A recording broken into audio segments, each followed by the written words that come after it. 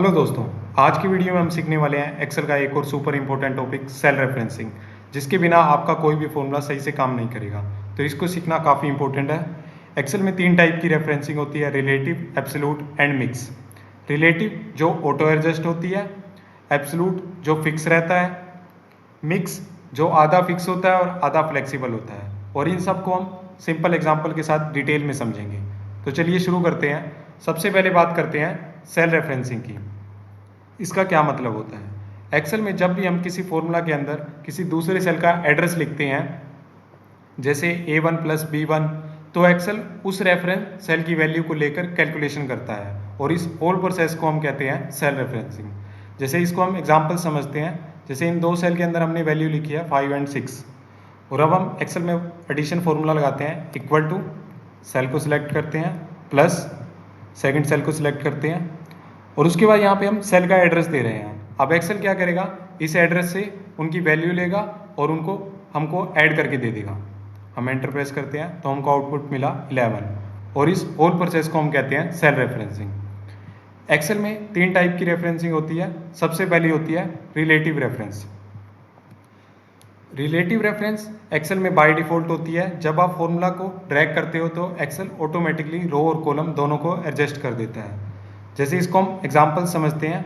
यहाँ पे हमने कुछ आइटम लिखी हैं, उनकी क्वांटिटी लिखी हुई है और पर यूनिट का प्राइस लिखा है। अब हम टोटल प्राइस कैलकुलेट करते हैं। इक्वल टू फर्स्ट है इंटू पर यूनिट प्राइस, और एंटर प्रेस करते हैं। और उसके बाद इस फॉर्मूला को सभी सेल पे अप्लाई करते हैं। तो यहाँ देखते हैं यहाँ क्या हुआ। एक्सेल ने 10 की मल्टीप्लाई 5 से की, जैसे हमने ऊपर नोटबुक वाले केस में 4 की मल्टीप्लाई 30 से की थी। एक्सेल ने रिलेटिव रेफरेंस लिया। जैसे ऊपर वैल्यू थी हमारी B7 इंटू C7, और नीचे एक्सेल ने वैल्यू को चेंज कर दिया B8 इंटू C8। मतलब एक्सेल ऊपर से रेफरेंस ले रहा है, जैसे हमने ऊपर किया वैसे ही बाकी सभी सेल में अप्लाई कर रहा है। तो इसको हम कहते हैं रिलेटिव रेफरेंस। ये एक्सेल में ऑटोमेटिकली होता है। और उसके बाद अब बात करते हैं एब्सोल्यूट रेफरेंस की। एब्सोल्यूट रेफरेंस का मतलब होता है किसी सेल को लॉक कर देना, ताकि फॉर्मूला कहीं भी कॉपी या ड्रैग करे तो सेल का एड्रेस चेंज ना हो। इसको करने के लिए हम डॉलर साइन का यूज़ करते हैं रो और कॉलम के आगे। जैसे एग्जांपल के लिए हमने यहाँ पे लिखा है $A एंड $1। इसमें हमने कॉलम को भी फिक्स कर दिया और रो को भी, कॉलम A और रो 1, मतलब इस सेल की पोजीशन को हमने फिक्स कर दिया। अगर हम इसको कहीं पे भी कॉपी करेंगे तो ये वैल्यू सेम रहेगी। जैसे इसको हम एग्जांपल से समझते हैं। यहाँ पे हमारे पास स्टूडेंट के मार्क्स लिखे हुए हैं और टोटल मार्क्स लिखे हुए हैं। अब हम उनको उनकी परसेंटेज काउंट करनी है।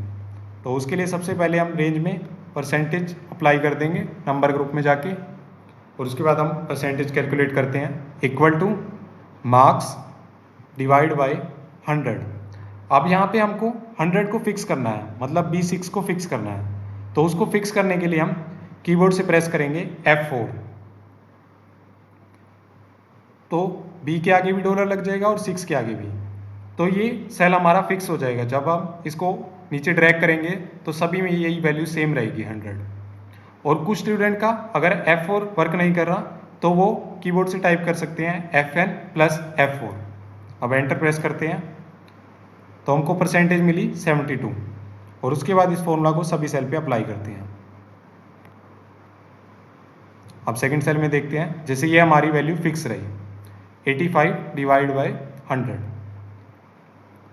और यहाँ पे कुछ स्टूडेंट गलती क्या करते हैं, वो यहाँ पे सीधा फॉर्मूला टाइप करते हैं equal two marks divide by total marks, और एंटर प्रेस करते हैं। और उसके बाद इसको सभी सेल पे अप्लाई कर देते हैं। तो उसके बाद उनकी परसेंटेज रॉन्ग आती है। जैसे हम इसको परसेंटेज में कन्वर्ट कर लेते हैं, तो उसके बाद जैसे ये परसेंटेज रॉन्ग आ रही है। तो हमेशा ध्यान रखो, अगर आपको वैल्यू को फिक्स करना है तो सबसे पहले डॉलर साइन लगाओ। वो लगाने के लिए F4 का यूज़ करो कीबोर्ड से, तो आपका आंसर सही आएगा। और इसी प्रोसेस को कहते हैं एब्सोल्यूट रेफरेंस। और अगर आप एक्सेल में सेल में फॉर्मूला देखना चाहते हो कि किस सेल में क्या फॉर्मूला लगा है, तो आप कीबोर्ड से प्रेस करो कंट्रोल टिल, तो आपके सभी फॉर्मूला ओपन हो जाएंगे।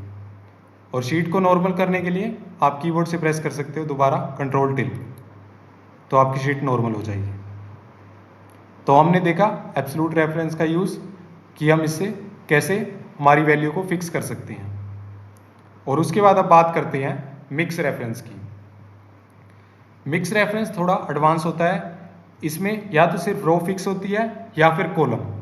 इसमें हम अपनी नीड के अकॉर्डिंग जिसको चाहें उसको फिक्स कर सकते हैं। जैसे एग्जांपल के लिए हमने यहाँ लिख रखा है, यहाँ पे ऊपर हमने कॉलम को फिक्स किया है, ए कॉलम को $A1, और नीचे हमने रो को फिक्स किया है $1 को फिक्स किया है।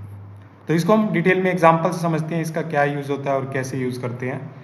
जैसे अगर हमको इस कॉलम की मल्टीप्लाई इस रो से करनी है तो वो कैसे करें, तो देखते हैं। जैसे हमको 10 की मल्टीप्लाई 1 से करनी है, सेल में टाइप करते हैं इक्वल टू, सेल को सिलेक्ट करते हैं इनटू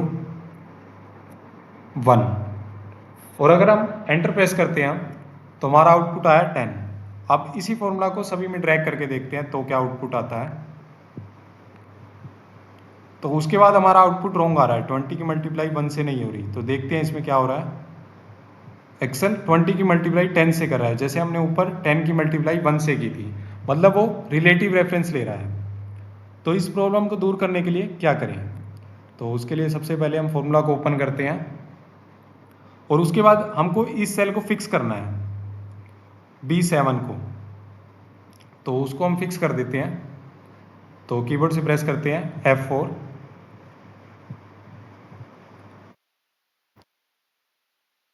और उसके बाद एंटर प्रेस करते हैं। हमने इस रो को फिक्स कर दिया 7 वाली को, और उसके बाद एंटर प्रेस करते हैं तो हमारी वैल्यू आई 10। और उसके बाद अब इसको सभी सेल पे अप्लाई करते हैं तो देखते हैं हमारा आउटपुट सही आता है नहीं।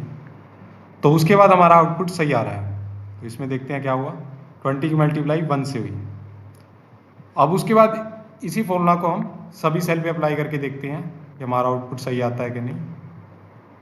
तो इससे हमारा आउटपुट रॉन्ग आ रहा है। तो इधर देखते हैं क्या हुआ, यहाँ पे इसने 10 की मल्टीप्लाई 2 से की, मतलब इसने इस कॉलम को चेंज करके इस कॉलम से मल्टीप्लाई कर रहा है। जैसे हम पहले इधर से कर रहे थे 10 की 1 से, 20 की 1 से, अब ये क्या कर रहा है 10 की 2 से कर रहा है, 20 की 2 से कर रहा है। तो इस केस में हमको इस कॉलम को भी फिक्स करना होगा ताकि हमारा आउटपुट सभी सेल में सही आए। तो इधर हमको कॉलम को फिक्स करना होगा, तो उसको हम फिक्स कर देते हैं। फिर देखते हैं हमारा आउटपुट सही आ रहा है कि नहीं। हम एक कॉलम को भी फिक्स कर देते हैं, F4 प्रेस करेंगे। अब हमने जैसे ए के आगे डॉलर लगा दिया और उसको फिक्स कर दिया। अब एंटर प्रेस करते हैं और उसके बाद इसको अब सभी सेल पे अप्लाई करते हैं, और उसके बाद यहाँ अप्लाई करके देखते हैं कि हमारा आउटपुट सही आता है कि नहीं। तो उसके बाद हमारा आउटपुट सही आ रहा है। जैसे आप देख सकते हो इसमें 50 की मल्टीप्लाई 5 से हुई। तो अब यहाँ आप ध्यान से देखो फॉर्मूला को, हमने इस कॉलम को फिक्स किया और इस रो को फिक्स किया। तो हम अपने क्वेश्चन की नीड के अकॉर्डिंग मिक्स रेफरेंस का यूज़ कर सकते हैं। और पूरे फॉर्मूला को देखने के लिए हम कीबोर्ड से प्रेस करेंगे कंट्रोल टिल, तो हमको सारे शीट के फॉर्मूला दिख जाएंगे। तो आज के वीडियो में हमने सीखा रिलेटिव रेफरेंस, जिसमें कुछ भी फिक्स नहीं होता, ना रो ना कॉलम। एब्सोल्यूट में दोनों फिक्स होती हैं, रो भी और कॉलम भी। और मिक्स में हम जिसको चाहें उसको फिक्स कर सकते हैं डॉलर साइन लगाकर। जिधर हम डॉलर साइन लगाएंगे वो या तो कॉलम फिक्स होगी या रो फिक्स होगी, जहाँ डॉलर साइन लगा होगा वो चीज़ फिक्स होगी। तो आज के वीडियो में हमने सीखा सेल रेफरेंसिंग के 3 टाइप, रियल लाइफ एग्जांपल देके, मार्क्स और मल्टीप्लिकेशन टेबल, और कॉमन गलतियां देखी जो बिगनर करते हैं। अगर ये वीडियो पसंद आया तो लाइक करो, चैनल को सब्सक्राइब करो। मिलते हैं अगले वीडियो में, तब तक के लिए happy learning and thank you.